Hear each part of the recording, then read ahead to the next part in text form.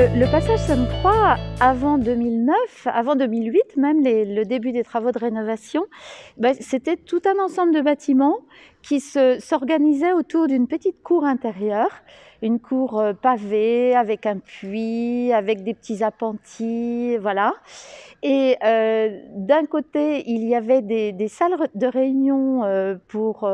la paroisse de Sainte-Croix, et puis de l'autre, il y avait des petites habitations en fait. Et puis, donc cour intérieure, et puis sinon, nous avions ici une cour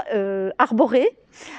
qui a été complètement, malheureusement il a fallu couper, il y avait un merisier magnifique qui était là, mais il a fallu couper, réorganiser et créer, donc paysager, un joli jardin qui existe toujours aujourd'hui et qui veut rappeler dans sa création, sa composition en carré et sa promenade tout autour, vous voyez avec les arceaux là, on peut toujours se promener là, qui peut rappeler donc un jardin de cloître dans un monastère avec la déambulation, donc l'ancienne déambulation tout autour du petit cloître qui est d'ailleurs au centre de ce jardin, nous avons une fontaine, comme très souvent, à l'intérieur des monastères. Ceci, c'est parce que, historiquement parlant, pendant 5 siècles, ce lieu était occupé par un monastère qui dépendait du monastère de Tours.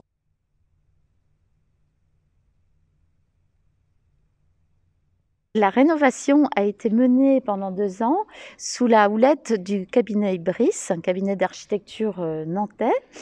qui a en fait restructuré complètement les bâtiments, puisqu'on a gardé, le choix a été fait de conserver les façades,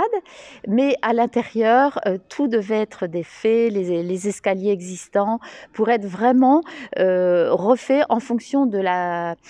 mission de ce nouveau lieu, qui était d'être un passage culturel.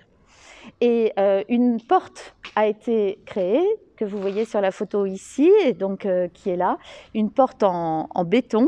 qui permet donc aux visiteurs de passer de la place Sainte-Croix, de longer donc l'église Sainte-Croix et d'entrer dans le passage. Et là, il y a une descente, il y a une différence de niveau. On descend des escaliers pour arriver dans la petite cour intérieure, réaménagée en patio, très clair, très lumineux, avec une verrière posée sur les toitures, ce qui permet donc d'accueillir des expositions dans cette cour intérieure.